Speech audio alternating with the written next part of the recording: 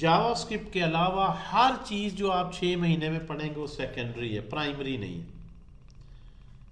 किस तरह से? क्योंकि हर लाइब्रेरी किसी ना किसी प्रोग्रामिंग लैंग्वेज में लिखी गई है। अगर रिएक्ट खुद किस तरह से बनी है, जावास्क्रिप्ट जिसको आती थी और उसने लार्ज स्केल सॉफ्टवेयर देखे, उसमें एक पैटर्न दिया, डिज़ाइन पैटर्न है। लाइब्रेरीज का अरूज तो बड़ी थोड़ी देर के लिए। असल जो लॉन्ग लास्टिंग स्किल है ना आपका, वो programming language, problem solving skills लगाना, एल्गोरिदम बिल्ड करना, लॉजिक बिल्डिंग अपनी बेहतर करना, फिर आप हर लाइब्रेरी के मास्टर हैं। फिर आप जिस भी कंप्यूटर की फील्ड में जाएं आप टॉप पे। और अगर आप लॉजिक बिल्डिंग में वीक हैं, प्रोग्रामिंग में वीक हैं, तो आप कहें जी मैं वेब डेवलपर तो अच्छा नहीं हूँ, मोबाइल ऐप डेवलपर अच्छा हूँ, या एआई की एप्लीकेशन अच्छी बना लेता हूँ, इज टोटली रॉन्ग। इसलिए जो अच्छा टैलेंटेड कैंडिडेट है वो वेब डेवलपर बनने का तो सबसे अच्छा वेब डेवलपर होगा, जो मोबाइल ऐप डेवलपर बनेगा वो सबसे अच्छा मोबाइल ऐप डेवलपर होगा, वो एआई में डेटा साइंस में जाएगा सबसे अच्छी ऐप्स बनाएगा। और जो इसमें वीक है वो हर जगह इसी तरह एवरेज लेवल पे ही रहेगा। तो ये नहीं है कि वेब में नहीं चला तो, क्योंकि प्रोग्रामिंग लैंग्वेजेस का और सिंटेक्स और उनका जो एक पैटर्न है वो सेम है। कि लैंग्वेज है क्या, कि आप कंप्यूटर की कोई भी प्रोग्रामिंग लैंग्वेज उठा के देख लें, उसमें यही है कि आपने डेटा टाइप्स को कैसे सही तरह मैनेज करना है, उसमें आपने डेटा स्ट्रक्चर्स को कितना अच्छे तरीके से यूज़ करना है, उसमें आपने एल्गोरिदम और प्रॉब्लम सॉल्विंग स्किल्स कितने बेहतर लेके आने। मतलब यही हर एक में सिंटेक्स की वेरिएशन ज़रूर है।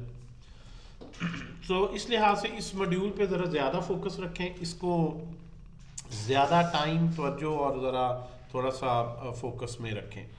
वीडियो को ज़रा मैं ऑफ करता हूँ, स्ट्रीमिंग थोड़ी सी बेहतर हो। डेटा ऑपरेटर्स के हवाले से हम लास्ट टाइम डिस्कस कर रहे थे, और ये हमने ख़ास तौर पर एंड ऑपरेटर का बारे में देखा था कि इसको किस तरह से एज आ इफ एल्स के अल्टरनेट पर कंडीशनल ऑपरेटर के तौर पर यूज़ कर सकते हैं। हमारे पास जो है वो लॉजिकल ऑपरेटर्स में, इसी को ज़रा रिवाइज करते हुए चलते हैं। लॉजिकल ऑपरेटर्स कंप्यूटर कहते भी हैं कि लॉजिक ही है सारी, तो ऑपरेटर्स भी इसी लिहाज से एंड और नॉट। तो एंड में हमने देखा कि अगर दोनों कंडीशंस ट्रू हों तो ओवरऑल आंसर ट्रू एवेल्यूएट होता है, लेकिन वो जहाँ से ट्रू एवेल्यूएट हो रहा है जावास्क्रिप्ट उसी को रिटर्न कर देता, यानी ट्रू रिटर्न नहीं करता, बल्कि जो एक्सप्रेशन ट्रू रिटर्न कर रहा है उसी को रिटर्न करता है, लेकिन बेस इसी पे करता है कि दोनों ट्रू हैं। तो अगर कोई फॉल्सी वैल्यू है तो फॉल्सी पे ही टर्मिनेट कर देगा, शॉर्ट सर्किट ऑपरेटर है, और उस फॉल्सी को ही रिटर्न कर देगा। ठीक है जी।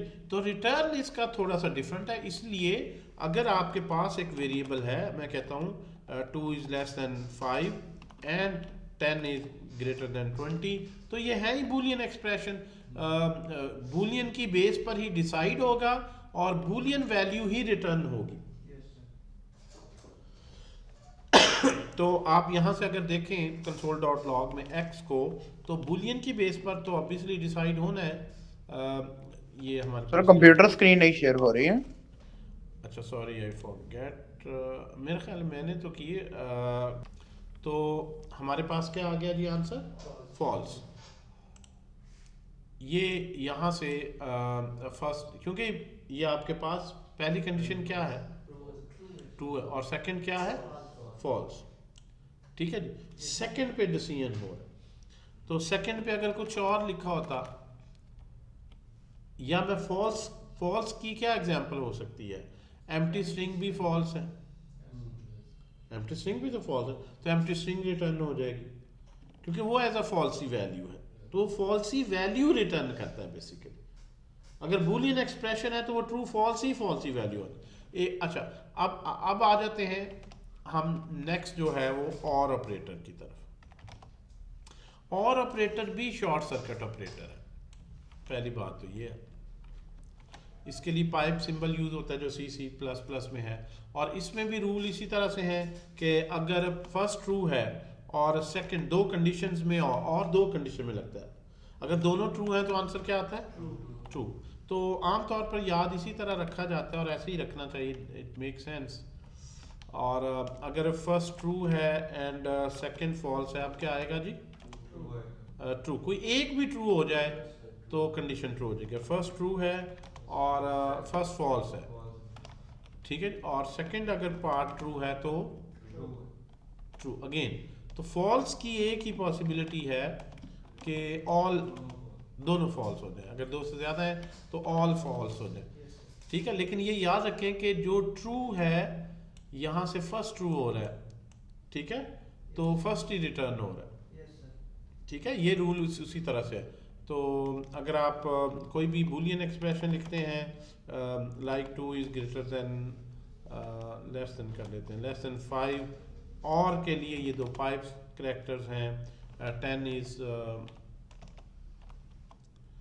Less than 20। सो इस तरह से आपके पास जो है वो पहली कंडीशन क्या बन रही? ट्रू। और दूसरी क्या बन रही? दोनों ट्रू हैं, तो आंसर क्या आना चाहिए? ट्रू। तो ये बेसिक जो है वो एक सर स्क्रीन नहीं है।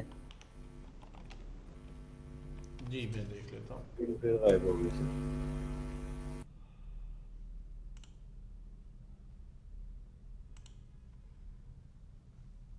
जी आप बताइएगा जी।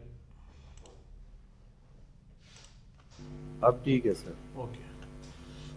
असल में ना आप में से किसी ने प्रेजेंट करने की कोशिश की है, तो उसने मुझे जो है वो हमने क्योंकि स्टूडेंट्स भी प्रेजेंट कर सकते होते हैं, अगर काम शाम दिखाना हो तो आप लोग भी स्क्रीन शेयर करते हैं, और उस लिहाज से अच्छा जी ये हमारे पास आ गई। इसी तरह ये सारे कॉम्बिनेशन आप खुद ट्राई कर लें। अगर पहले को ट्रू है दूसरे को फॉल्स करके देख लें कि इसको ग्रेटर देन करके, तो ये फॉल्स हो जाएगा। ये रूल जो है ओवरऑल आप लोगों ने याद रखना, ठीक है जी।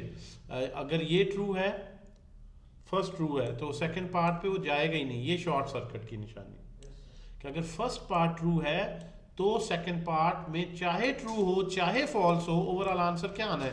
ट्रू। तो वो फर्स्ट पार्ट से ही डिसीजन ले लेगा। इस नेचर को शॉर्ट सर्किट कहते हैं। लेकिन इसके अगले दो तो शॉर्ट सर्किट नहीं है जी अगले दो पार्ट तो शॉर्ट सर्किट नहीं है, क्योंकि फॉल्स है पहले, फिर भी वो देखता है आगे जाके कि आगे ट्रू है कि नहीं। हाँ, अगर फॉल्स है, देखें शॉर्ट सर्किट का मतलब ये नहीं कि सिर्फ पहले पार्ट पे। शॉर्ट सर्किट का मतलब है अगर जरूरत है जितना अर्ली वो टर्मिनेट कर सकता है करेगा। यानी शॉर्ट सर्किट इस सेंस में है कि अगर पहला फॉल्स है, दूसरा पार्ट भी फॉल्स है, तीसरा ट्रू है, तो अब इसके आगे जितने भी और लिखे हुए आपने उसको जाने की जरूरत नहीं। एक भी रास्ते में ट्रू मिल गया वहीं से टर्मिनेट कर। ये शॉर्ट सर्किट समझाई ना बात की, कि जो भी उसको पहला ऐसा डिसीजन मिल जाए जिसके बाद नेक्स्ट कंडीशन जो मर्जी हो वही आंसर होना है जो उस पे वो डिसाइड कर चुका है, तो फिर मजीद जो है वो आगे चेक नहीं करेगा। तो शॉर्ट सर्किट इस सेंस में यहाँ पे फायदा नहीं हो रहा, क्योंकि दो की आप एग्जांपल देख रहे हैं ना, कि उसको अगर पहला फॉल्स मिला है तो अब वो डिसाइड नहीं अभी कर पा रहा कि ओवरऑल ट्रू होगा ये फॉल्स, वो सेकंड पे, इसलिए उससे जाना पड़ेगा। लेकिन यहाँ पे बगैर सेकंड को इवैल्यूएट किए वो डिसीजन ले सकता है। इस लिहाज से शॉर्ट सर्किट, तो आप इसको इस पर्सपेक्टिव में समझें कि एक से ज़्यादा भी हो सकती है ना, कि यहाँ पे मैं जो है वो एक और कंडीशन लगा। नहीं जी थैंक यू। वैसे भी आज कल जो मौसम है चाय जो है सबसे ही हॉट फेवरेट चीज़ बन गई है।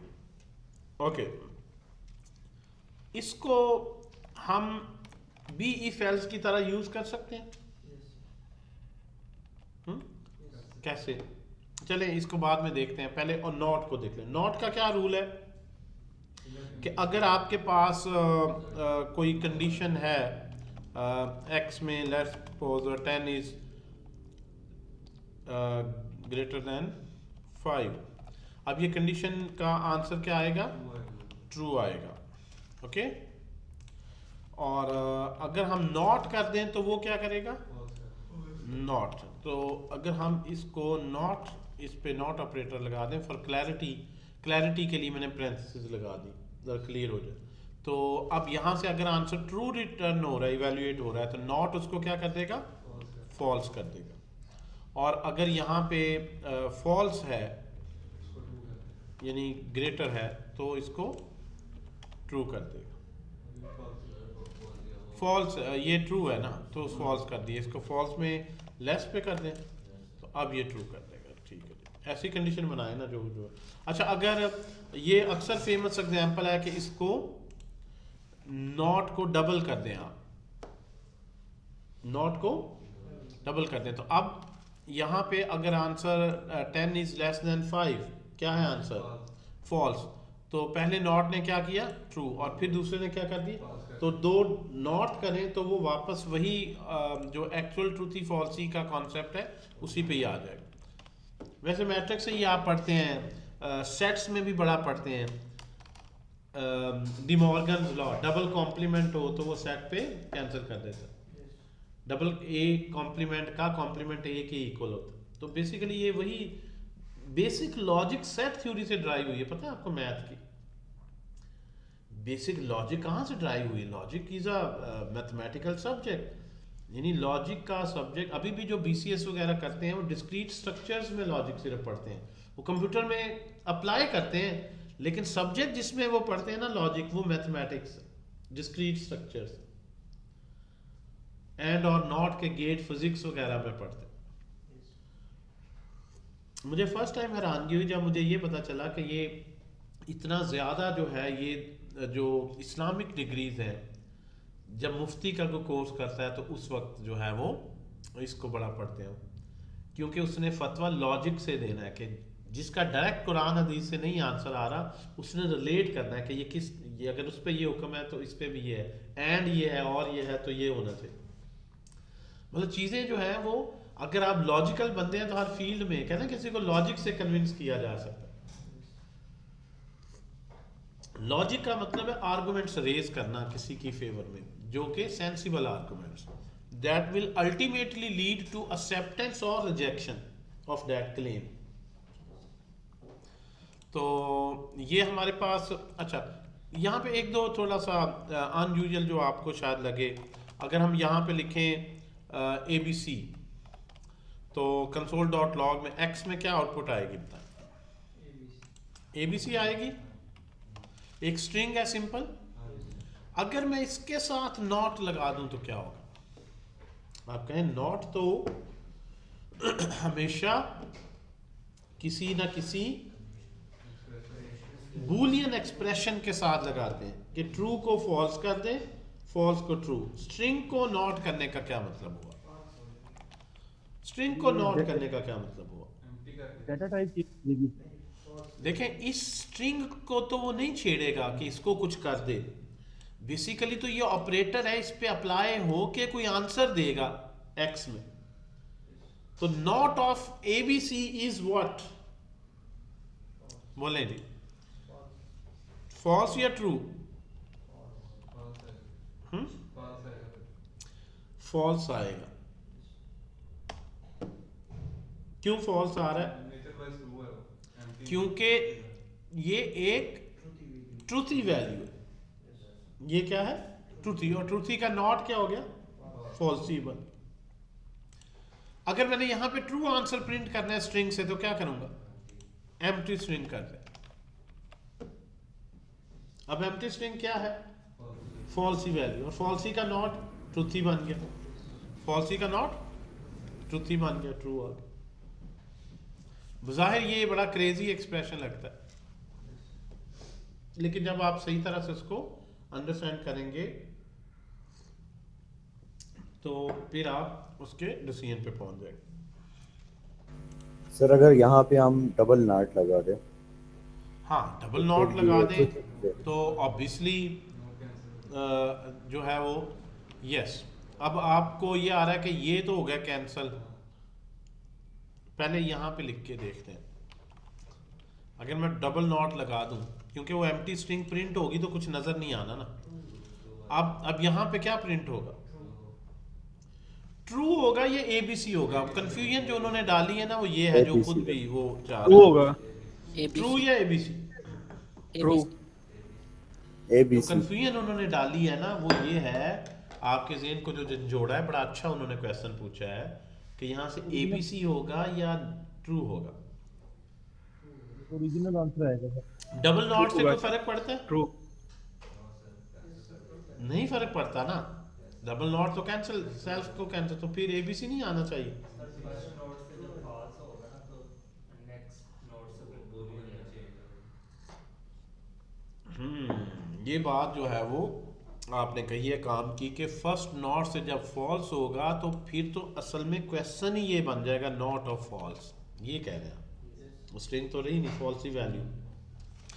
तो आप इस तरह ना समझे जैसे मैथ की तरह क्रॉस कर देते हैं। कंप्यूटर में एक वक्त में एक ऑपरेटर सॉल्व होता है, इसका आंसर देख ले, इसलिए एबीसी वाली जो बात है वो इसमें नहीं है। आप इसको कंप्यूटर किस तरह देखें, आपने एक स्टेटमेंट लिखी है, असल में ये एक स्टेटमेंट है ही नहीं। कंप्यूटर एक वक्त में एक ऑपरेटर याद रखें सॉल्व करता है, तो फिर उस लिहाज से वो पहले इसको नॉट करेगा और किसी टेम्परेरी वेरिएबल में रख लेगा, फिर उस टेम्प का नॉट करेगा और फिर हमें बताएगा। लेकिन ये शॉर्टकट है, यूं समझ लें हमने 2 लिखनी है, तो इसको पैरेंथेसाइज करके देखेंगे, पहले वो इसे अप्लाई करेगा, इससे जो इवैल्यूएट होगा उसका नॉट होगा। एबीसी यानी ये नॉट का नहीं हो रहा। यू डोंट थिंक के नॉट का नॉट है, नहीं, ये फर्स्ट नॉट जो है उसकी प्रेसिडेंस है, जो इसने इवैल्यूएट होके आना है ट्रूथी फॉल्सी, ये उसको आगे ट्रूथी फॉल्सी को नेगेट करे। इसको अंडरस्टैंड करने में जरा देखें, समझाइए जी बात की, ये बारीकियों को जरा अंडरस्टैंड करें। सर इसका आंसर ट्रू आएगा ना? जी जी, वो आपने देख लिया ना नीचे, लेकिन उसमें जरा पैरेंथेसाइज करके चीजें क्लियर हो रही हैं। जी बिल्कुल जी, ट्रू आएगा। और अगर सर ये जावास्क्रिप्ट में पैरेंथेसिस को क्या बोलते हैं, जैसे आपने पैरेंथेसिस से कोड सेपरेट किया है? पैरेंथेसिस देखें, जावास्क्रिप्ट नहीं, हर लैंग्वेज में जो है ना ऑलमोस्ट इसकी एक जैसे मीनिंग है। पैरेंथेसिस किसी ऑपरेटर की ऑर्डर, प्रेसिडेंस, यानी जावास्क्रिप्ट नहीं, जर्नल प्रोग्रामिंग में, यानी पहले कौन सा अप्लाई होगा उसके लिए है। इसको इस तरह से अंडरस्टैंड करते हैं। मैं फिर वापस इस पे आता हूँ, आसान एग्जांपल पे मैं कहता हूँ जी 2 + 3 x = 2 + 3 × 4। अब यहाँ से अगर मैं देखूँ तो इसका आंसर क्या आएगा? अब यहाँ से हर ऑपरेटर, ये दोनों ऐसे नहीं होता कि जिस तरतीब से आपने टाइप किया उसी तरतीब से चले।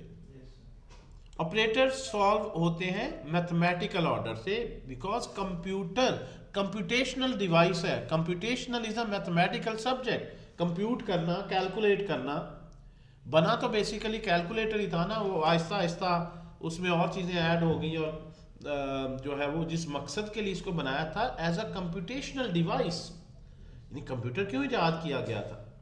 ताकि रिसर्च में जो कल कैलकुलेशंस करनी है लेंथ की, वो मैनुअल ना करनी पड़े। ये थोड़ी बना था कि इस पे आप मूवीज देखेंगे, इस पे चैटिंग करेंगे, इस पे अपलोड डाउनलोड होगा। ये तो बनाने वाले ने भी नहीं सोचा था कभी ये इस मकसद के लिए भी यूज होगा।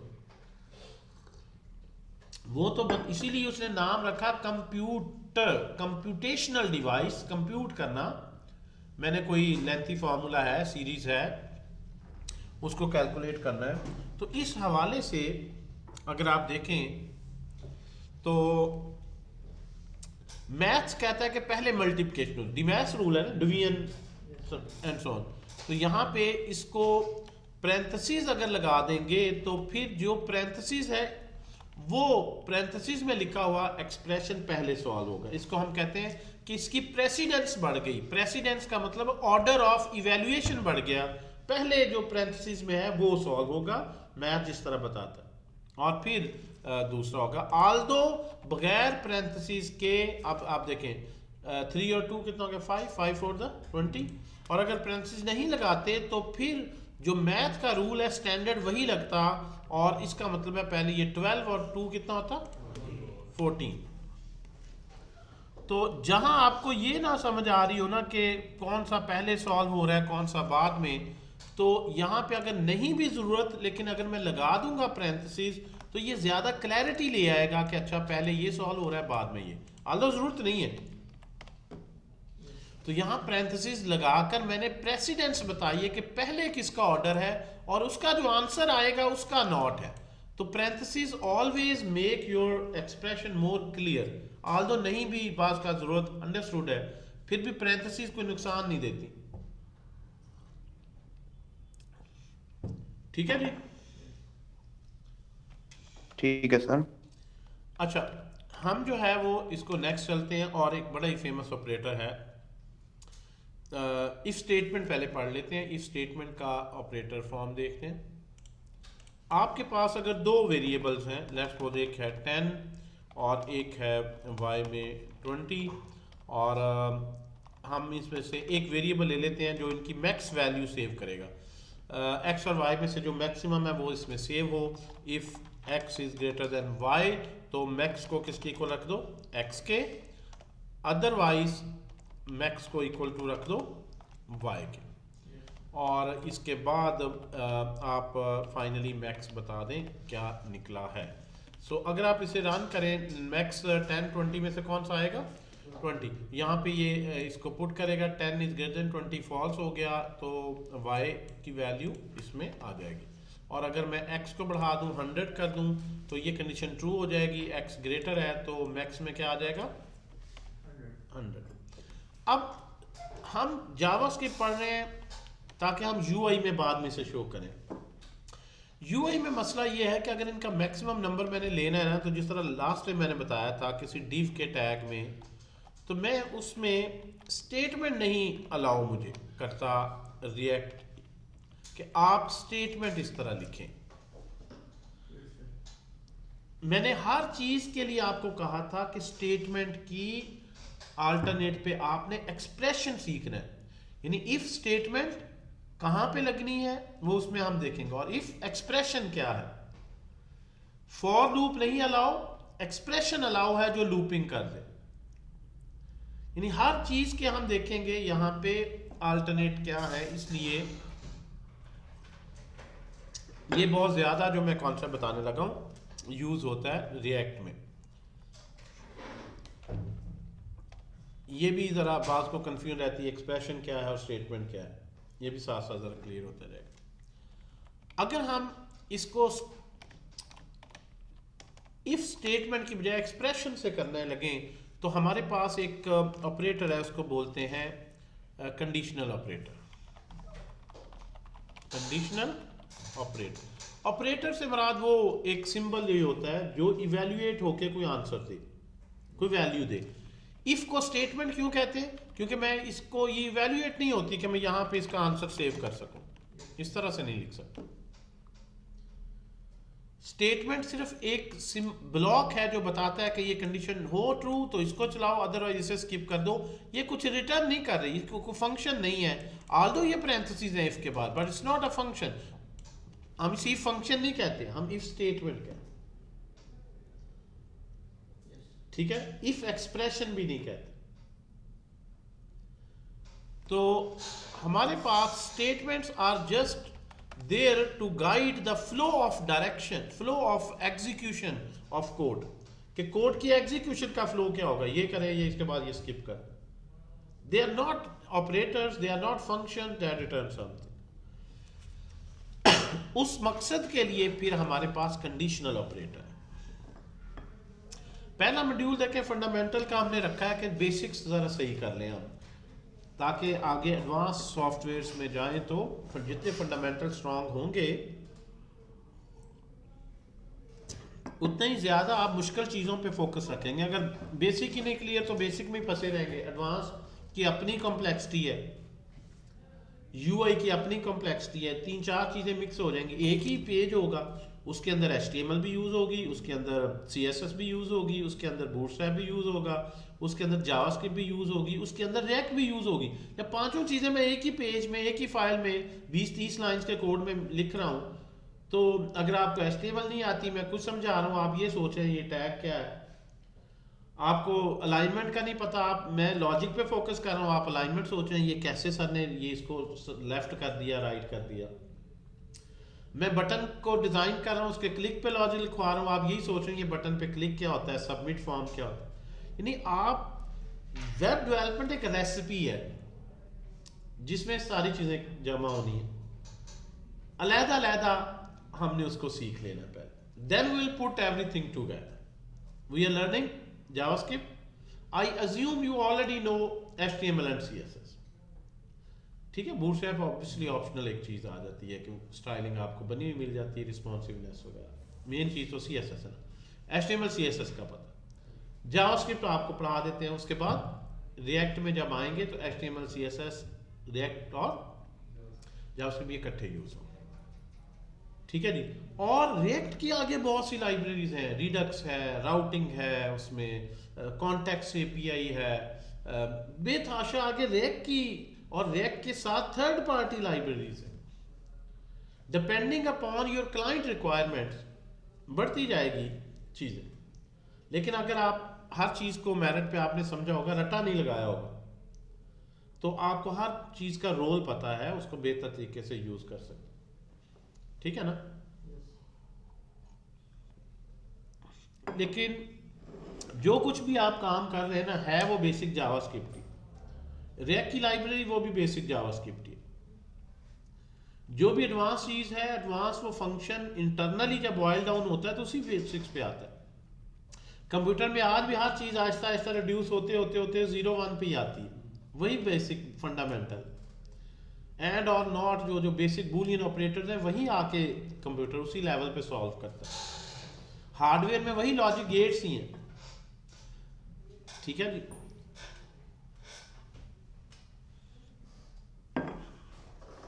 सो कंडीशनल ऑपरेटर का दूसरा नाम क्या है? Ternary operator. कंडीशनल ऑपरेटर किस लिए? Is an alternate to if statement.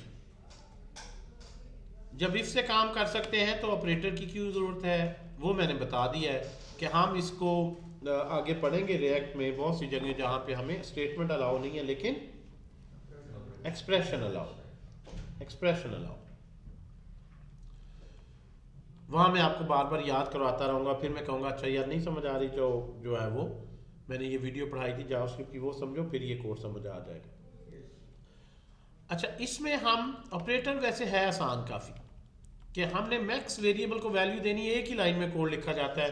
इसमें इस तरह से स्ट्रक्चर नहीं लिखने की जरूरत पड़ती.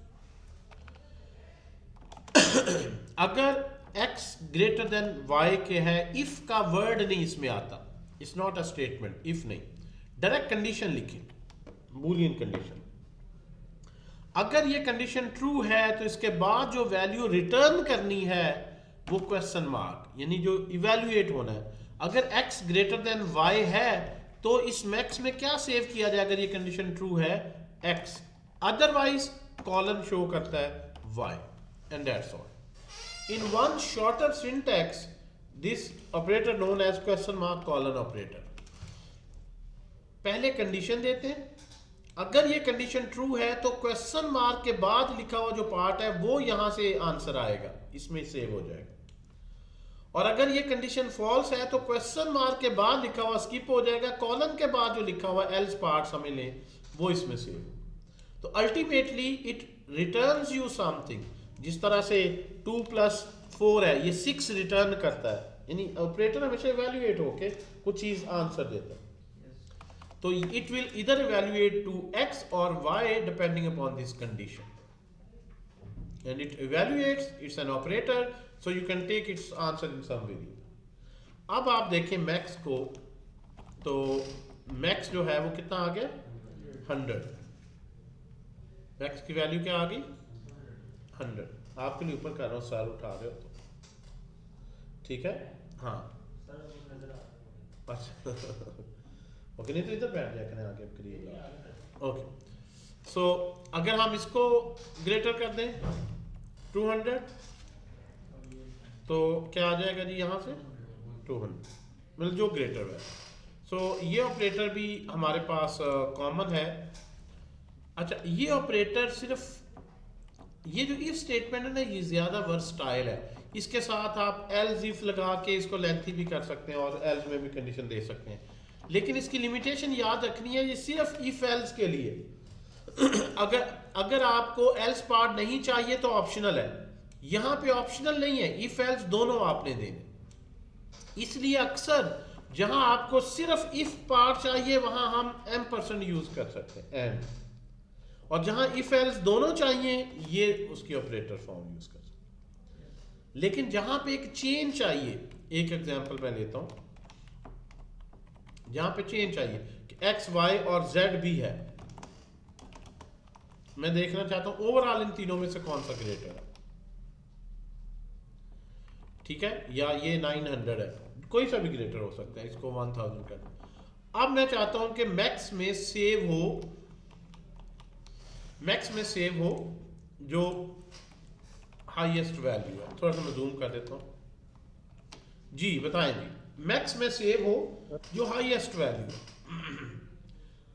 एक्स और वाई में नहीं, एक्स वाई जेड, ये एक मैच टूर्नामेंट हो रहा है, ये 3 टीम्स है, तो विनर डिसाइड करना है। पहले 2 में आसान था, अगर एक्स जीत गया तो एक्स, अदरवाइज वाई। अब ये 3 है, कैसे करेंगे, जबकि क्वेश्चन मार्क कॉलन में अलाउ नहीं है 3। अब इसके जी कैसे करेंगे जी सर इसके साथ x greater than y, y greater than z। Exactly, 2 तरीके हैं इसके, देखें, there are 2 ways you can handle this. एक तो यह कि कॉम्पोजिट कंडीशन बना ले, अगर x y से ग्रेटर है, तो इसका क्या मतलब है, x ओवरऑल ग्रेटर बना नहीं, अभी तो z रहता है, एंड यही x z से भी ग्रेटर है, अगर ये x दोनों से ग्रेटर हो जाए तो फिर आप यहां से क्या रिटर्न करवा दें, x, मतलब रिटर्न नहीं है ये जिस तरह फंक्शन में रिटर्न मींस इवैल्यूएट हो। अदरवाइज अगर x y से ग्रेटर है एंड z से दोनों से साइमल्टेनियसली ग्रेटर है तो x ग्रेटर है, no doubt about it. Otherwise x नहीं है, y या z में से कोई एक है, अदरवाइज भी हम ये नहीं कह सकते कौन सा, अदरवाइज x निकल गया, y और z में से है, तो अदरवाइज आपने बताना है y और z, तो again y is greater than z, और अगर हो ग्रेटर तो y, अदरवाइज z। अब y और z में से कोई एक, तो एल्स पार्ट में फर्दर नेस्टेड इफ लगा दिया, यानी आपने देखें जो ऑपरेटर है ना वो कहता है कि यहां पे कंडीशन लिखें, क्वेश्चन से ट्रू होने पे क्या है और फॉल्स होने पे क्या है ये बताएं। इसके अंदर इन इटसेल्फ ये भी एक स्टेटमेंट है, मजीद हो सकती है, ठीक है। तो हमने यहां पे इसको भी मैं पैरेंथेसाइज कर लेता हूं जरा इजी हो जाए समझना कि ये कंडीशन है, अगर ये ट्रू है तो फिर मैं फर्दर टेस्ट नहीं करना चाहता, I have decided x is greater. Otherwise x नहीं है, y और z में से कोई एक है, तो अब ये एल्स पार्ट में मैंने लगा दी। तो यहां से if you just execute it to test it, run करें अगर आप, तो इस वक्त कौन सा है, z ग्रेटर है, तो z आना चाहिए 900, और अगर इसे कर दें 2000 y को, तो यहाँ पे ये फॉल्स हो जाएगा, यहाँ पे आके y ऑब्वियसली ग्रेटर आ जाएगा 2000, और अगर इसको कर दें 10,000 x, तो पहली दफा ही x ही हो जाएगा। दूसरा जो इसका जी जो दूसरी पॉसिबिलिटी है, इनसे ज्यादा हो 5 हो, जो दूसरी पॉसिबिलिटी है वो ये है कि मैं अगर एंड नहीं लगाऊं, the other possibility is if x is greater than y, तो y तो ओवरऑल ग्रेटर नहीं हो सकता, x भी नहीं हो सकता, भी z रहता है, तो फिर x और z में मैच है, यानी आप सामने एक टूर्नामेंट में नॉकआउट सिस्टम है, x जीत गया y से, तो अब किस में होगा फाइनल, y x और z में, तो x is greater than z, तो फिर ओवरऑल x, अदरवाइज z। तो अगर ये कंडीशन ट्रू है तो इसका मतलब x ग्रेटर है, तो फिर आगे अगर x y से भी ग्रेटर हो जाए तो x, अदरवाइज y, ठीक है जी, अदरवाइज z, सॉरी। और इसका एल्स पार्ट क्या होगा, इस पर्टिकुलर का x is greater than y false हो गया, तो इसका मतलब y और z में आप डिसीजन होगा। अब किस में होगा डिसीजन? y और z में। तो y is greater than z, तो y अदरवाइज z। तो यहां पे आप जो है वो and always make your thing simplified. And से कॉम्पोजिट कंडीशन बनती है, आसान हो जाए। ये आपके पास जो है अभी 10,000। आप अगर इसको एग्जीक्यूट करें तो वही 10,000। ठीक है जी। सो यू कैन राइट इधर दिस वे और this way. Sir ji question पास आप कर लगाते हैं, ये सर अदरवाइज है। जी जी, कॉलन जो है वो बिल्कुल, ये तो शुरू में ना पहले इसको यही तो बताया ना कि आपने जो है यहां पे आ गई कंडीशन। अगर कंडीशन ट्रू होगा तो ये ट्रू पार्ट है, यहां से जो लिख रहे हैं। सर ये जो क्वेश्चन एंड मार्क कॉलन के बाद फॉल्स या अदरवाइज पार्ट है। जी, और यहां पे जो आंसर आना है इसमें या ट्रू पार्ट आएगा या फॉल्स पार्ट आएगा। जी शरोज।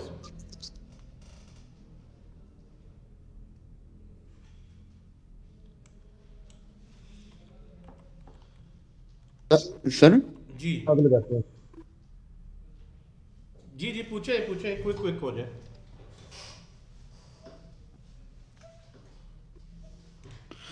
सर अगर 3 वेरिएबल्स नहीं, हमारे पास 5 वेरिएबल्स हुए तो फिर इसी तरह एक्सटेंड करते जाए। इधर भी फिर वो आ जाएगा इफ पार्ट, इधर भी आ जाएगा। वैसे तो उसकी लॉजिक आप हम लूप वगैरह लगा के फिर अगर 5 या 10 हैं तो आमतौर पर हम उनको 5 इंडिविजुअल वेरिएबल्स में नहीं रखते, हम उनको किसी अरे में रखते हैं और अरे पे लूप लगा के हम मैक्स निकाल लेते हैं। नॉर्मली डिफरेंट स्ट्रेटजी रखते हैं। फिर चाहे 5 हो 5 लाख हो, वो इजी लॉजिक बन जाती है। अगर आप हर एक को इंडिविजुअल वेरिएबल्स में रख रहे हैं तो फिर इसी तरह की आपको हार्ड कोडेड लेंथी लॉजिक लिखनी पड़ती है। आमतौर पर हम अरे में जाएंगे तो जिस तरह आपने 5 की बात की, अभी हमने नहीं भी पढ़ा तो मैं आपको बता देता हूँ कि अगर मेरे पास एक अरे में फिर डेटा आप रखते हैं ऑल वैल्यूज़, कि आपके पास 10,000 1,000 है, 4,000 है, 900 है, आपके पास कुछ भी वैल्यूज़ लिख लें, यहाँ पे 30,000 कर लें। अब इसमें अगर आप देखें तो जितनी भी ये लिस्ट हो सकती है, तो फिर उसमें आप एक वेरिएबल ले लें मैक्स। यानी आपने डाटा किस तरह सेव करना है, अगर आप सही तरह सेव नहीं करेंगे तो ऑब्वियसली लॉजिक लिखने में भी आपको इशू आएगा। You have to select the right way to store data. अगर 2 या 3 वैल्यूज हैं it's okay, if you have more than that तो it's always better to take in an array. So यहाँ पे जो है वो आप फॉर लूप लगा सकते हैं सिंपल, जो अभी आपने शायद इंटर अगर किया है तो पढ़ी हो। For i is equal to 0, i is less than array dot length i plus plus, और यहाँ पे आप लॉजिक बनाते हैं इफ जी पहली जो वैल्यू है अरे की इसको इनिशियलाइज करते हैं 0 से 2 values at a time. If max is less than अरे सब आए तो मैक्स को फिर अपडेट कर दो। अगर मैक्स इससे कम है तो ये हो जाए मैक्स। अब इसके बाद 2 हों, 10 हों, 5 हों, 10 लाख हों, इतना ही कोड है, चाहे इसमें जितनी मर्जी वैल्यूज हो। यानी आपने पहली वैल्यू को पहले अज्यूम किया, फिर 1v1 नेक्स्ट से कंपेयर करते हैं। अगर ये जो आपने अज्यूम किया वैल्यू वो लेस है तो फिर जिससे लेस है आप उससे अपडेट कर देते हैं ताकि नेक्स्ट टाइम इससे कंपैरिजन हो। तो इसके बाद अगर आप इसको प्रिंट करें मैक्स को, ये टिपिकल जो है असल में इस तरह के BCS वगैरह में फर्स्ट सेमेस्टर में या ICS में क्वेश्चन करवाए जाते हैं। अगर किसी का प्रोग्रामिंग बैकग्राउंड नहीं है उसके लिए न्यू हो सकते हैं, थोड़ा सा टाइम लगे ट्रेस करने में, अदरवाइज ये काफ़ी टिपिकल सी क्वेश्चन है। इस तरह की प्रॉब्लम ये आ गया 30,000। अब जितनी मर्जी इसको एक्सटेंड कर। अगर जिसका CS का बैकग्राउंड नहीं उसके लिए ज़रा मुश्किल होता है थोड़ा सा ट्रेस करना। BS वगैरह में यही तो चीज़ें सबसे ज़्यादा शुरू में प्रैक्टिस करवाई जाती है। प्राइम नंबर लिखें, टेबल लिखें, मैक्स फाइंड करें, मिन फाइंड करें, डुप्लीकेट रिमूव करें, पैलिंड्रोम स्ट्रिंग लिखें, फाइबोनाची सीरीज लिखें। इस तरह के बहुत ज़्यादा जो है ना वो जो है आई होप के कुछ जो BCS वगैरह मेजोरिटी क्लास में किया होता है, तो इसलिए मेरी कोशिश होती है ज़रा सिंटेक्स को क्विक रिव्यू करें और जैसे जैसे ज़रूरत पड़ते करते जाएं। अदरवाइज़ तो ये छोटा छोटा काम ही पूरे फिर 4 महीने में करते हैं। हमने तो इतने टॉपिक्स कवर करने होते हैं, that's what just loop if statement वगैरह तक ही पूरे वो एक पूरे 4 महीने में इसको पढ़ते हैं। सो लेकिन बहरहाल स्टेज भी डिफरेंस आ जाता है। प्रैक्टिकल हम ज़्यादा कर रहे हैं, साथ साथ लाइव कोड, उसमें फिर जल्दी समझ आती चीज़। अच्छा जी, हमारे पास टर्नरी ऑपरेटर का बहुत ज़्यादा रोल है। ठीक है जी, टर्नरी ऑपरेटर में एक चीज़ और देखें ज़रा, अगर मैं थोड़ा सा अनयूजुअल सिंटैक्स लिखूं, इफ़ जो है यहाँ पे मैं कह दूं अरे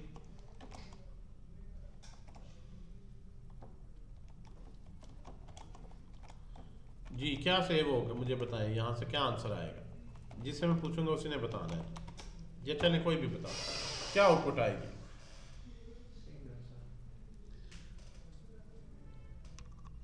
जी सर डबल क्वेश्चन मार्क आ जाएगा क्योंकि अरे में कुछ नहीं है तो फॉल्स ही वैल्यू है वो। ये आपने लेक्चर नहीं सुना पहला? यही तो सारी बहस थी सिंगल दूसरे लेक्चर में। सिंगल sorry, क्वेश्चन पहले मार्क में है। नहीं, दूसरे सिंगल दूसरे। क्वेश्चन मार्क ये आएगा। फर्स्ट क्वेश्चन मार्क आएगा। हाँ, जिन्होंने Single सुना वो question कह रहे हैं जी पहला क्वेश्चन मार्क आएगा, ये फॉल्स ही वैल्यू नहीं है। आल्दो ये एम्प्टी है लेकिन ये फॉल्स ही वैल्यू नहीं है। इस पे याद है हमने काफी discussion अरे की। मौजूद है। ये सेकंड लेक्चर में मैंने इस पे बहुत डिटेल से डिस्कशन की है कि ये भी एम्प्टी है। अगर स्ट्रिंग में एम्प्टी कर दूं, अब डबल आ जाए स्ट्रिंग में फॉल्स, तो अब यहाँ पे ट्रू फॉल्स है ही नहीं। वैसे एक फनी सा सिंटैक्स बन जाता है।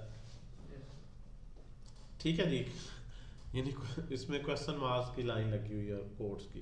तो इस तरह के जो छोटे छोटे ऐसे just to give you a small challenge to your brain, आमतौर पर ऐसा लॉजिक में हम कम ही यूज़ करते हैं कि आपको कोई प्रोजेक्ट मिला है फ्रीलांसिंग का और आप इस तरह का खेल रहे हैं लिख लिख के कोड। ये चीज़ें छोटी छोटी होती हैं just to refine your thinking, कि आप उसको जो स्टेटमेंट आपने पढ़ी है थोड़ी सी अनयूजुअल फॉर्म में देखें तो उसमें भी आपका ब्रेन उसको सही तरह से अखज़ कर सकता है कि नहीं।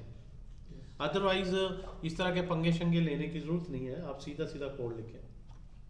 There is no need to actually explore these things कि आप सिंटैक्स रिपोर्ट इतना जो है कॉम्प्लेक्स करके लिखें।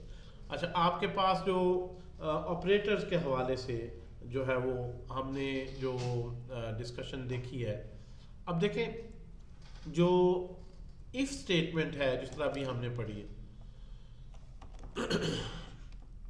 आपके पास इफ स्टेटमेंट का जिस तरह अभी हमने पढ़ा है, अगर मार्क्स हैं, लेट्स सपोज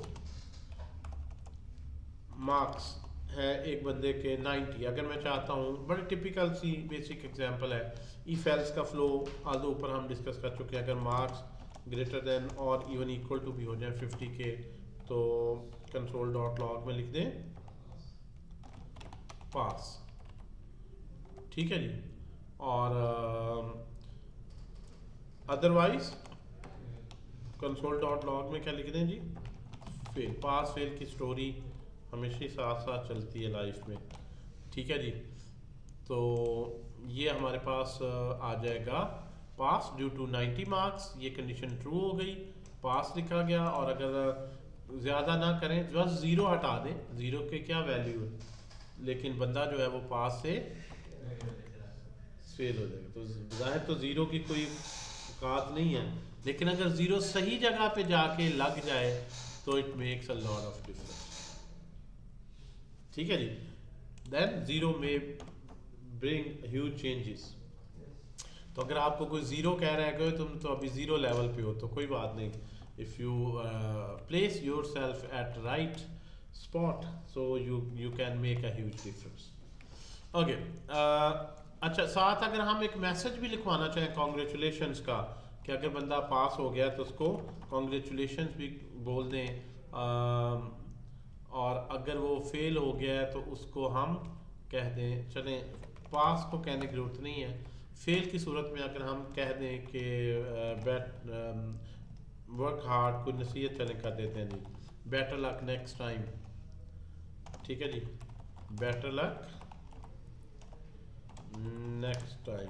सो यहाँ पे इस वक्त अगर 90 कर दें तो रिजल्ट क्या आएगा, फेल, और उसके बाद क्या लिखा आएगा, बेटर लक नेक्स्ट टाइम। और अगर 90 कर दें तो अब क्या लिखा आएगा जी, क्या लिखा आएगा, पास भी आएगा और फिर ये लिखा भी आएगा, क्योंकि इंडेंट आपको कंफ्यूज कर रहा है। ये पाइथन लैंग्वेज नहीं है कि इंडेंट से हो। यहाँ पे अगर एक से ज्यादा स्टेटमेंट इकट्ठी है, दोनों ये दोनों ही स्किप हों या दोनों ही एग्जीक्यूट हों, तो you need to make a block, otherwise सिर्फ एक ही स्टेटमेंट उसके साथ एसोसिएट की जाती है जो इमीडिएटली लिखी होती है। तो इधर लिख दें या इसको इस तरह करके लिख दें, एक ही बात, ये हमेशा ही होना। तो डेट्स वाई जावास्क्रिप्ट लैंग्वेज जो है वो gives you the concept of a block, कि ये ब्लॉक में लिखें कि ये दोनों स्टेटमेंट्स जो है एल्स पार्ट हैं। इफ़ में एक स्टेटमेंट है, ब्लॉक बनाने की ज़रूरत नहीं है, लेकिन बना भी दें तो कोई हर्ज नहीं है। यानी ब्लॉक अगर एक स्टेटमेंट है तो ऑप्शनल है, एक से ज़्यादा है तो आपको ब्लॉक बनाना ही पड़ेगा। ये सिंटेक्स जो है ना सारा, ये सी लैंग्वेज से लिया गया। जावास्क्रिप्ट को देखें, it's called C based language. अगर किसी ने सी लैंग्वेज पढ़ी, ये ऑलरेडी सेम रूल है, ऑपरेटर्स भी सारे आपने देखा सेम है, और काफ़ी हद तक इसमें सिमिलरिटी है। सी, जावास्क्रिप्ट, .NET और ये जो लैंग्वेजेस हैं जो है इनका काफ़ी सिमिलर, एक्सेप्ट डेटा टाइप्स नहीं है उसमें जो है वो, बाकी सिंटैक्स की सिमिलरिटी काफ़ी हद तक, for loop, while loop, do while loop, उसी तरह से। जिस तरह ये कह रहा है पास, अब ये 90 से ग्रेटर है पास, ये दोनों ही स्किप हो गए, फेल भी नहीं हुआ तो ये मैसेज भी उसको कहने की ज़रूरत नहीं है। और अगर उसको फेलियर में जाएगा तो फिर जो है वो यहाँ से दोनों आ जाए, ठीक है जी। सो आपके पास जो है वो, अच्छा एक चीज़ और देखें, यहाँ से जब आप कोड लिख रहे हैं तो एल्स में आप इफ़ भी आल्दो लगा सकते थे, मतलब ऐसे भी लिख सकते थे आप कि if marks are less than 50 तो आप लिख दें जी if marks are greater than 50 तो पास, और इसको अलग-अलग बना दें दोनों को, if marks are less than 50 then fail. तो इस तरह लिखना बेहतर है या एल्स वाला पोर्शन बेहतर था, एल्स वाला, बिकॉज इसमें एक एक्स्ट्रा कंपैरिजन आ जाता है हमेशा। अगर मार्क्स जो है 50 से ग्रेटर हैं तो जाहिर बात है at the same time greater और लेस दोनों नहीं हो सकते। अगर ग्रेटर है तो ये कंडीशन ट्रू हो रही है, तो फिर आप बगैर चेक किए ही दूसरे को इग्नोर हो जाना चाहिए, उस पर टाइम नहीं वेस्ट हो। तो शॉर्ट सर्किट ऑपरेटर जिस तरह ऊपर पड़ा है कंप्यूटर की, तो कोशिश होती है जितना अर्ली क्विक इस एक्सप्रेशन को इवेल्युएट कर दे सही तरीके से, वो वही स्ट्रेटजी अपनाए। तो आप भी जब लॉजिक लिखें तो always try to select the best thing, ठीक है जी। तो अगर जो है वो इसके साथ एल्स लगा दें तो फिर क्या होगा, अगर ये कंडीशन ट्रू है तो ये एग्जीक्यूट होगा, ये इग्नोर हो जाएगा। अगर ये कंडीशन फॉल्स है तो आप बगैर ये चेक किए कर सकते थे, लेकिन ये अननेसेसरी चेक कर रहे हैं। अगर ये फॉल्स है तो ये हमेशा ही ट्रू होनी है, so there is no need to actually put it over here.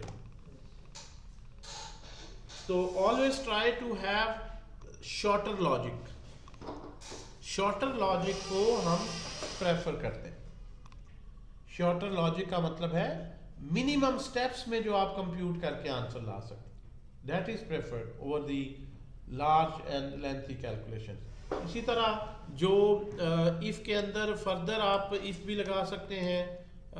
आपने जो है वो कहा जी अब सिर्फ पास होना काफ़ी नहीं है, पास तो 50% पे हो जाएगा, लेकिन स्कॉलरशिप उसको मिलेगा जिसके 90% से ज़्यादा है।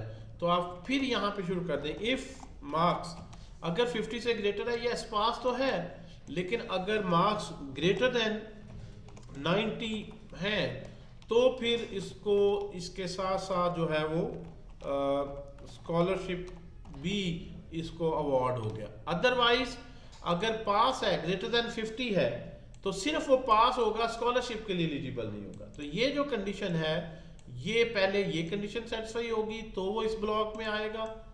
तो फिर इसमें अगर ये कंडीशन ट्रू होगी तो यहाँ भी आप चाहे तो ब्लॉक बना लें, चाहे तो एक ही स्टेटमेंट में ब्लॉक की जरूरत नहीं। तो ये इफ के अंदर फर्दर आप नेस्टेड इफ लगा सकते हैं। जिस तरह उसके मार्क्स आए 94 तो एल्स पार्ट तो चला गया, पास हुआ और स्कॉलरशिप मिला। और अगर आप वो 64 लेके पास हो रहा है तो जस्ट उसका स्टेटस पास है, स्कॉलरशिप नहीं है सर। तो इफ के अंदर आप नेस्टेड इफ, इसको बोलते हैं नेस्टेड इफ के अंदर इफ लगाना। वैसे जनरल नेस्टेड का मतलब है किसी भी स्टेटमेंट को सेल्फ को अपने अंदर रिपीट करना। जिस तरह ये नेस्टेड टर्नरी ऑपरेटर था, यानी अगर टर्नरी ऑपरेटर के अंदर टर्नरी ऑपरेटर लगा रहा है, लूप के अंदर लूप लगा रहा है, नेस्टेड लूप, यानी नेस्टेड का स्टेटमेंट जो वर्ड है वो बताता है कि उसी तरह की स्टेटमेंट जो है वो आपने उसी के इन इट सेल्फ रिपीट करना। ठीक है जी। तो ये नेस्टेड इफ का एक एग्जांपल हो गया कि ये कंडीशन अगर फॉल्स होगी, बंदा पास ही नहीं है, तो फिर ये सारा कुछ स्कॉलरशिप वगैरह कुछ भी चेक नहीं होगा, ये फॉल्स है तो डायरेक्ट इधर आ जाए।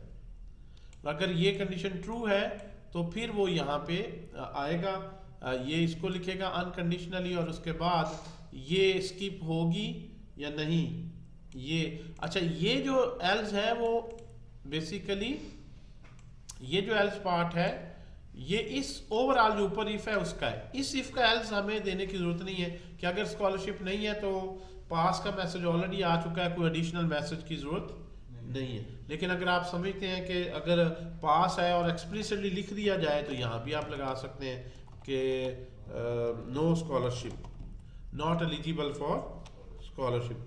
तो ये डिपेंड करता है कि आप किस तरह से इसको हैंडल करना चाह रहे हैं। ऑप्शन सारी इसमें है, ठीक है जी, कि पास के साथ ये हमेशा ही लिखना है, स्कॉलरशिप नहीं भी है तो लिखना है नो स्कॉलरशिप।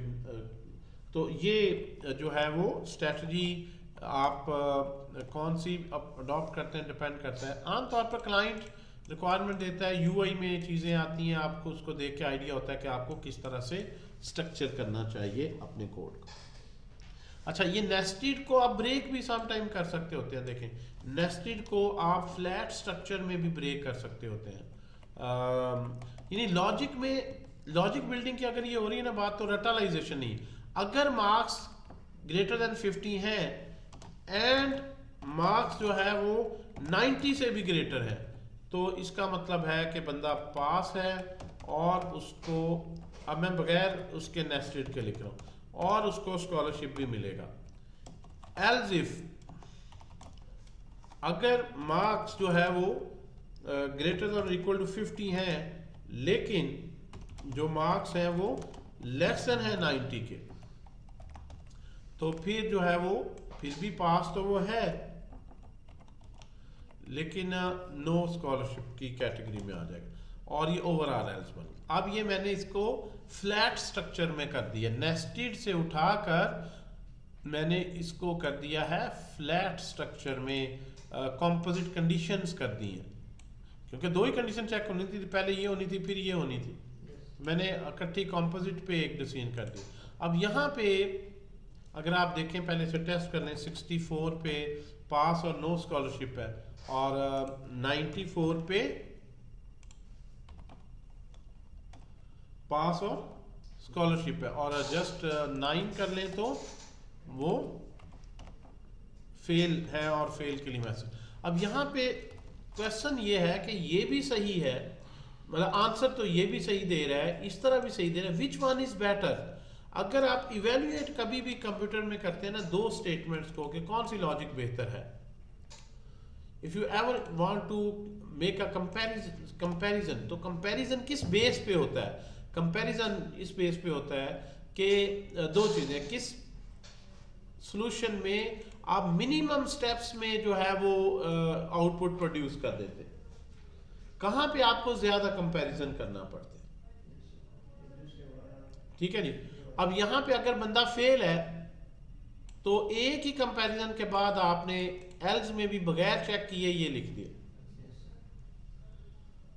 यहां पे अगर वो बंदा फेल है तो ये कंडीशन क्या होगी फॉल्स, फॉल्स होगी ना, तो फिर वो एल्स में नहीं आएगा, इसके एल्स इफ में आएगा। ये फॉल्स है तो वही तो मैंने फिर दोबारा रिपीट की है, ये भी फॉल्स ही है। ये कंपैरिजन एक एक्स्ट्रा पड़ गया जो इसके नेक्स्ट होने पे करना था। ठीक है जी, तो फिर मैं यहां पे आया, तो अननेसेसरी कंपैरिजन को कट डाउन करें, unnecessary arrays, objects, temporary variables को कट डाउन करें, अननेसेसरी लूप्स की आइटरेशंस को ना चलाएं। ये चंद एक चीज़ों में अगर आप लॉजिक बनाते हैं तो फिर आपका सॉफ्टवेयर फास्ट होगा as compare to other developer. You will be consider a good developer who can make quick faster logic. तो सॉफ्टवेयर सिर्फ हार्डवेयर से नहीं फास्ट होता। मैं कहूँ जी उसके पास i5 है, उसके पास i7 है, तो i7 पे तो फास्ट ही चलेगा? नो। हो सकता है आज भी आपसे एक अच्छा डेवलपर हो, वो Pentium 4 पे वही लॉजिक लिखे आपके i7 से अच्छी चल रही हो, कि आपने जो 1000 लाइंस में लिखा है उसने फ्यू 100 लाइंस में इतनी अच्छी लॉजिक लिखी है। तो हार्डवेयर इंजीनियर्स को पैसे चाहिए, हार्डवेयर चाहिए फास्ट चलाने के लिए। सॉफ्टवेयर इंजीनियर सिर्फ अपने अकल से ही उसको ऐसे लिखता है कि वो उसी हार्डवेयर पे फास्ट होता है। इसलिए कंपनीज हायर करती हैं अच्छे डेवलपर। जब वेबसाइट नहीं चल रही तो जो गंदा डेवलपर है ना, वो कहता है यार आपने होस्टिंग इतनी सस्ती ली हुई। वो ये नहीं मानता कि मैंने लॉजिक इतनी गंदी लिखी है, मुझे ये पता ही नहीं, मैंने लेजी लोडिंग इमेजेस की नहीं की हुई, एफिशिएंट रेंडरिंग नहीं की हुई, तो मैं सिर्फ कहता हूँ नहीं यार होस्टिंग तुम्हारी जो है ठीक है, होस्टिंग भी हो सकता है उसने कम ली हो, लेकिन आपने भी लगता है कोई कसर उसमें है जो छोड़ दिए। तो रिमेंबर, गुड डेवलपर का काम खुद उसकी आइडेंटिटी होता है, बोल रहा होता है। And if you are not that much good developer तो आप कभी भी क्लाइंट को उस तरह की अमेजिंग परफॉर्मेंस नहीं दे सकते जितने मर्जी वो पैसे खर्च ले आपके लिए। और मैं हमेशा इस जस्टिस में रहेगा यार, दूसरे कंपनीज तो कम पैसे खर्चते हैं, मेरी साइट फिर भी उनसे जो है स्लोअर है, मैं इतने पैसे भी तुम्हारे कहने पे खर्च ना हो। तो रिएक्ट में सिर्फ बनाने से ही साइट फास्ट नहीं होनी। अच्छा, ये भी लोगों को गलत फहमी है। इवन हो सकता है वो वर्डप्रेस से भी आप स्लो बना दें। यू विल सी एग्जांपल्स कि आप रेंडरिंग को अगर प्रॉपरली नहीं करते, अननेसेसरी बार बार स्टेट अपडेट के आपसे हैंडल नहीं हुई, तो may be you will be producing poor result उस प्लेटफॉर्म पे जिस पे फेसबुक, इंस्टाग्राम जैसी ऐप्स चल रही हैं कि पूरी दुनिया भी लॉगिन हो जाए तो उनकी परफॉर्मेंस स्लो नहीं होती। आपको वही टेक्नोलॉजी सिखाई गई, उसी पे आपने बनाया और आपने उसका बिल्कुल ही पट्टा बिठा दिया। तो be a good developer, try to learn how to write good code, good quality code. Comparisons खाली काम नहीं होते, मेमोरी वाइज भी एफिशिएंट होता है। सॉफ्टवेयर इंजीनियरिंग में एक अच्छे कोड की और भी बड़ी जो है वो पैरामीटर्स हैं, सिर्फ स्पीड और मेमोरी नहीं आज के दौर में रही कि आपका कोड रीडेबल कितना है। आपने जो कोड लिखा है वो रीडेबिलिटी भी बड़ी मैटर करती है। अगर आपको साल बाद उसे सपोर्ट देनी है तो आप खुद सोच रहे हैं ये मैंने किस तरह लिखा था, इतना ओवरली कॉम्प्लेक्स कर दिए। Shorter, compact, readable, scalable, flexible. अब ये क्या चीज़ें हैं? ये रटालाइजेशन यूनिवर्सिटी में आप देखेंगे, मैं कोड लिखता जाऊंगा फिर आप बताऊंगा ये अच्छा, इसमें क्यों फ्लेक्सिबल क्यों नहीं है। फ्लेक्सिबल से मुराद क्या, रबड़ की तरह कि यूज़र की रिक्वायरमेंट बदलती है, आपको सारी कोड दोबारा लिखना पड़ता है। आप कहें इसमें मैं कैसे करूं, तो आपको पता लग रहा है मेरा कोड फ्लेक्सिबल नहीं है, चेंजिंग रिक्वायरमेंट्स को एकोमोडेट नहीं कर पा रहा। स्केलेबल कि आपने एक रेस्टोरेंट के लिए सॉफ्टवेयर बनाया, उनकी 3 ब्रांचेस थी, चौथी ब्रांच आई तो आप कहें कि यार ये जो है वो चौथी के लिए तो मुझे दोबारा ही बनाना पड़ेगा। How can I scale this? मैंने इस तरह से लॉजिक लिखी है कि चौथी ब्रांच भी इसी तरह सीमलेसली इसके साथ इंटीग्रेट होती है, वो भी रिपोर्टिंग में ऐसी ही आ जाती है। मिनिमम कोड आपको लिखना पड़े ना जब न्यू रिक्वायरमेंट्स अकोमोडेट करने के लिए, जिसका मतलब वो फ्लेक्सिबल है और वो फिर स्केलेबल भी होगा मोस्ट ऑफ द टाइम्स। तो ये सारी चीज़ें जो हैं वो इंशाल्लाह कोशिश करेंगे आपकी प्रोग्रामिंग अच्छी बने, लॉजिक अच्छी बने, ताकि आप गुड क्वालिटी कोड लिखें। मन स्टैक जो डेवलपर है ये ज़हन में रख लें, this course is not for web development, website development का ये कोर्स नहीं, ये जनरल सॉफ्टवेयर डेवलपमेंट का है। आप किसी भी तरह की वेब बेस्ड एप्लीकेशन बना सकते हैं, चाहे वो सोशल मीडिया की हो, चाहे वो जूम टाइप वीडियो कॉलिंग की हो, चाहे वो कोई मार्केट प्लेस हो, चाहे वो कोई इन्वेंट्री सिस्टम हो, किसी भी तरह। ये MERN स्टैक वेबसाइट के लिए नहीं है, ये जनरल पर्पस स्किल है। और इसीलिए जो सॉफ्टवेयर हाउसेज हैं वेब डेवलपर हैं, और जो रैक का है उसको टाइटल ही ये मिलता है, रैक डेवलपर है, कि रैक में एप्लीकेशंस ये प्रोड्यूस करता है। इसीलिए हम रैक उसको हमेशा you call it is not a website, it's a web application. Facebook को वो ये नहीं कहते ये वेबसाइट है फेसबुक की, कहते नहीं ये सोशल मीडिया मार्केट प्लेस है, ठीक है ना। है तो हर चीज वेब के थ्रू ही रिलीज होनी, उसके रोल के लिए। हम जूम को ये नहीं कहते वेबसाइट, हम कहते हैं जूम क्या, वीडियो कॉलिंग की एक एप्लीकेशन है जो ब्राउजर बेस्ड भी कॉलिंग देती है और मोबाइल ऐप पे भी कॉलिंग देती है। वेबसाइट का तो बेसिक सा इंटरफेस है ना, असल तो उसमें वीडियो कॉलिंग की फंक्शनैलिटी। तो आप MERN स्टैक में या उबर क्रीम की है तो उसमें बेसिकली वेबसाइट का तो से ज्यादा एक्चुअली वो मैप्स और वो सारी इंटीग्रेशन है। तो this particular stack empowers you, और ये अलग अलग डेवलपर थोड़े ही हायर करते हैं। जब मैंने उबर मैप्स का डेवलपर रखा है, मैंने ये कॉलिंग का डेवलपर रखा, डेवलपर तो एक ही है, वो जो प्रोग्रामिंग जानता है और हर तरह की वो एप्लीकेशन बना सकता है अगर उसे वो लाइब्रेरी और लैंग्वेज अच्छी आती है। लैंग्वेज अच्छी आती है और रेलेवेंट लाइब्रेरी या टूल्स को वो सिलेक्ट करता है जो उसी लैंग्वेज में लिखे गए। इसलिए आपकी मोटिवेशन हाई होनी चाहिए। This is not a WordPress like course, this will make you a software developer, not a web developer. Any software that you can produce, और बल्कि इसमें मोबाइल भी है, तो चाहे आप वेब बेस्ड सॉफ्टवेयर बनाएं, मोबाइल ऐप बनाएं, डेस्कटॉप रहेगी तो जावास्क्रिप्ट में डेस्कटॉप एप्लीकेशंस भी बहुत ज़्यादा बन रही है। इलेक्ट्रॉन है फ्रेमवर्क, ये आपके सामने, अगर आप में से किसी को इंटरेस्ट हो ना कभी कि आप वेब और मोबाइल पढ़ा रहे हैं, अगर जर्नल है तो डेस्कटॉप कैसे बनाऊंगा, तो आप यहाँ पे लिखें डेस्कटॉप एप्लीकेशन, यहाँ पे जी डेस्कटॉप एप्लीकेशन इन जावास्क्रिप्ट। तो इस नॉट जावा स्क्रिप्ट, क्योंकि जावास्क्रिप्ट की हिस्ट्री ऐसी है कि वेब के लिए बहुत ज़्यादा यूज़ होती रही। ये जो है ना बड़ा पॉपुलर एक इमर्जिंग प्लेटफॉर्म है। अगर आपने वेब एप्लीकेशन बनानी है, जिस तरह डेस्कटॉप, जिस तरह ये बनी हुई है डेस्कटॉप एप्लीकेशन, मेन्यू शैन्यू अपनी विंडो है इसकी, तो इसके लिए कौन सा फ्रेमवर्क लाइब्रेरी यूज़ होती है, इलेक्ट्रॉन। और इलेक्ट्रॉन वो कहता है जी वेब क्रॉस, और ये क्रॉस प्लेटफॉर्म होगा, विंडोज़, मैक, यूनिक्स, लिनक्स हर ऑपरेटिंग सिस्टम पे चलेगा। और ये डेस्कटॉप एप्लीकेशंस ये आप बना सकते हैं, GUI बेस्ड एप्लीकेशन इंस्टॉल होगी उसी तरह। और वो कहता है जी आपको पता ही नहीं, आप पहले ही डेस्कटॉप एप्लीकेशन यूज़ कर रहे हैं, कौन कौन सी। वो कह रहा है जी अगर आप यूज़ ये डिफरेंट टूल्स है ना, यहाँ पे इसने दिया हुआ है, पता नहीं अब इसमें, हाँ ये देखें, ये एप्लीकेशन में से कौन है बंदा जो कहेगा मैंने तो इस तरह के कभी कोई ना कोई जो डेवलपर्स, जैसे जैसे आप डेवलपमेंट में जाएंगे, इवन वर्डप्रेस की डेस्कटॉप एप्लीकेशन भी जावास्क्रिप्ट में बनी। डेस्कटॉप की बात कर रहा हूँ, VS code, Visual Studio code आप यूज करें। स्काइप की एप्लीकेशन जो डेस्कटॉप पे इंस्टॉल करते हैं इंस्टॉलर,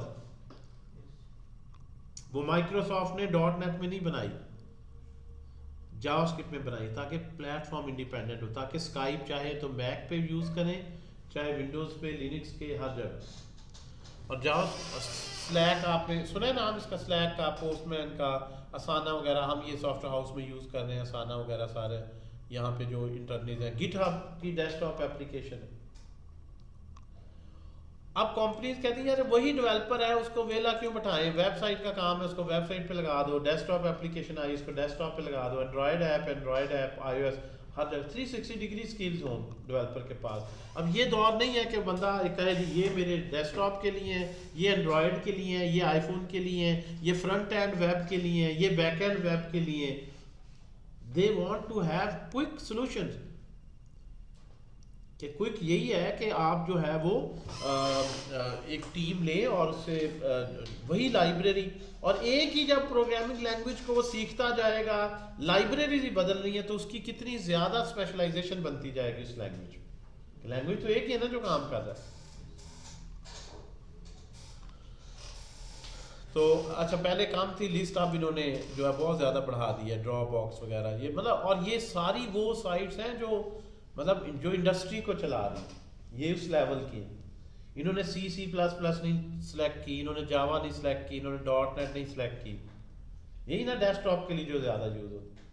तो आप डेस्कटॉप भी बनानी है तो इसमें बनाएं, इसकी लाइब्रेरी को सीखें, इसका ये सिंपल डॉक्यूमेंटेशन में आए, हेलो वर्ल्ड वगैरह की एप्लीकेशन देखें, तो ये आपके पास फंक्शन है जो विंडो क्रिएट करेगा और उसमें रन होगा।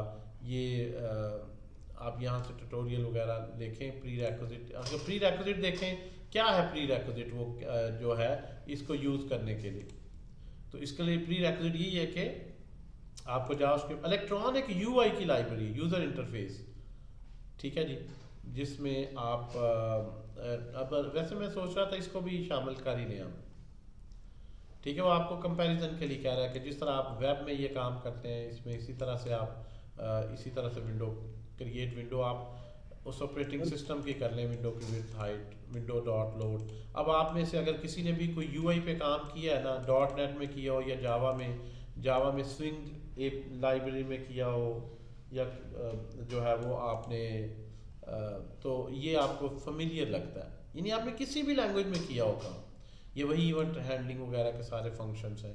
सो क्रिएट विंडो करके ब्राउज़र विंडो तक आप महदूद नहीं, अपनी विंडो बना लें, जिस तरह ये इसकी विंडो है, जब ये इंस्टॉल होती है ये आप डेस्कटॉप एप्लीकेशन अपनी विंडो में रन होती है, ये इसकी अपनी विंडो, वो ब्राउज़र की विंडो नहीं यूज़ करें, अपनी विंडो रिसोर्स है, ठीक है जी।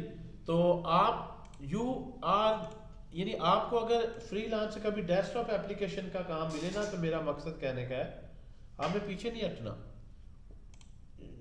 कोई टाइम नहीं लगेगा इसको करने में, अगर कोई अच्छा क्लाइंट मिल रहा है। वैसे तो आप फोकस रहें, क्योंकि जो है ये सारी एप्लीकेशन आप यूज़ कर रहे हैं, आपको खुद भी नहीं पता था ये जावास्क्रिप्ट में बनी। डेस्कटॉप की जब इंस्टॉलर बन गई, डबल क्लिक किया, रन हो रही है, तो नोबडी नो तो किस में बनी है, क्या ख्याल है? ना ही उसकी रिक्वायरमेंट है, असल में तो क्लाइंट की रिक्वायरमेंट पूरी होनी है ना। और फिर आप उसे कहें यार डॉट नेट में बनाऊंगा तो विंडोज़ के लिए होगी। जावास्क्रिप्ट में बनाने का फ़ायदा क्या है? लिनक्स, यूनिक्स, मैक, हर जगह क्रॉस प्लेटफॉर्म। सर मेरा क्वेश्चन है इसमें जी सर, आपने कहा ये क्रॉस प्लेटफॉर्म है के लिए यूज होता है। जी। अब मोबाइल एप्लीकेशन बनाते हैं तो इसको बिल्ड करने के लिए हमें एक्स कोड की जरूरत पड़ती है, तो इसके लिए क्या हम इसी विंडो के अंदर रह के जो मैक के जो उसका सेटअप है वो बना सकते हैं? एक जो चीज़ कंफ्यूज आप कर गया ना, वो किस सेंस में मैं कह रहा हूँ, आमतौर पे वर्ड ऐसे आमतौर पे यूज़ होते हैं कि हमें लगता है कि क्रॉस प्लेटफॉर्म से मुराद क्रॉस प्लेटफॉर्म मोबाइल ऐप नहीं है, यहाँ मेरा क्रॉस प्लेटफॉर्म डेस्कटॉप ऐप्स है, यानी ये तो आप जी word बस आया समझ ना गया, cross, विंडो और मैक, ये जिस तरह क्रॉस विंडो और प्लेटफॉर्म। मैक के लिए।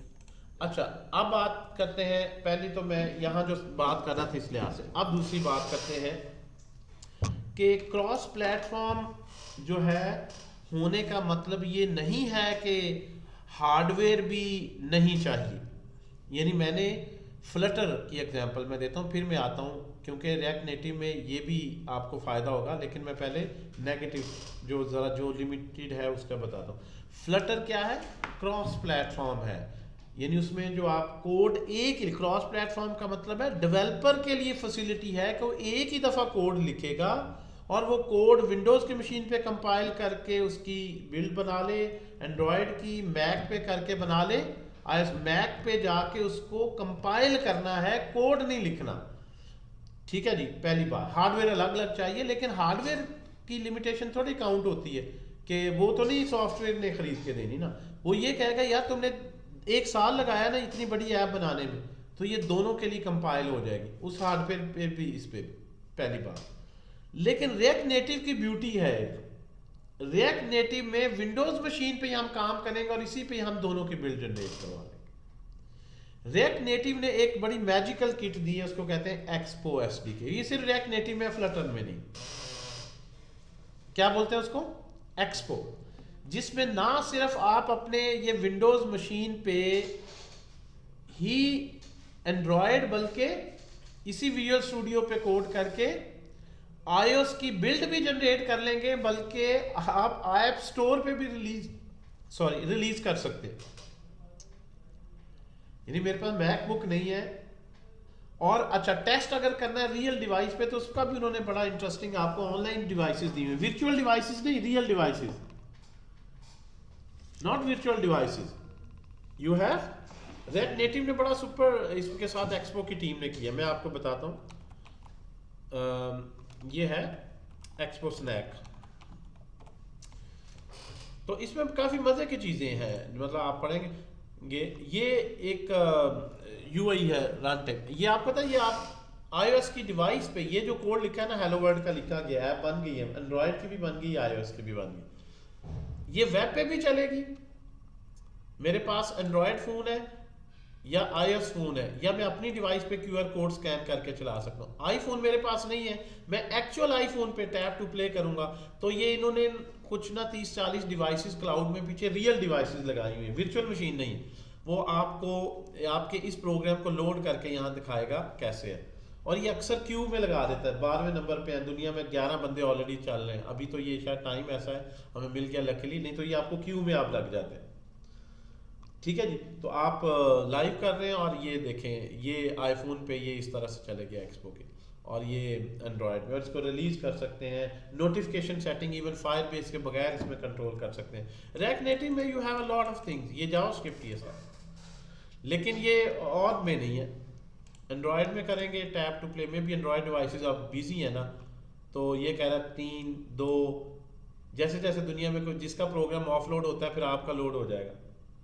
ये रियल डिवाइस है। अब आईफोन फ्री थी, एंड्रॉयड अभी कोई फ्री डिवाइस नहीं, अब आखिरी क्यू में आप आ गए, अब उसने आपकी ऐप को लॉन्च कर दिया। रिएक्ट नेटिव ऐसे पॉपुलर नहीं, उन्होंने बड़ा सिस्टम बनाया है आपको, तो आपने देखें। और ऐप्स, अगर आपको आईफोन की कोई, आप कहें नहीं मैंने सीख तो लिया है लेकिन अब मेरे पास आईफोन नहीं है, मैक मशीन नहीं है, मैं कैसे बिल्ड करूंगा, कंपाइल करूंगा, ये इशू खत्म हो गया। ये इशू रिएक्ट नेटिव की हद तक बहरहाल नहीं है। फ्लटर में इस तरह का कोई एनवायरनमेंट नहीं, उसमें आपको कंपाइल ही करना। इसमें भी 2 ऑप्शन है, नेटिव CLI, एक्सपो, आगे हम इसमें जाएंगे तो स्टडी करेंगे। बहरहाल वे आउट है मकसद ये बताने का, और इवन आप टेस्ट भी यही देखें कर सकते हैं। अच्छा, फिर एक्सपो की साइट पे जाके लॉगिन बनाएं, वहां से उन्होंने लिंक किया हुआ ऐप स्टोर, और उसके साथ काफ़ी आसानियां हैं, काफ़ी आसानियां। इसकी बिल्ड आप डाउनलोड भी कर सकते हैं, सारा जनरेट भी कर सकते हैं। ये सारे तरीके हम देखेंगे जब इसमें हम जाएंगे कि किस तरह से ये सारा काम करता है सिस्टम।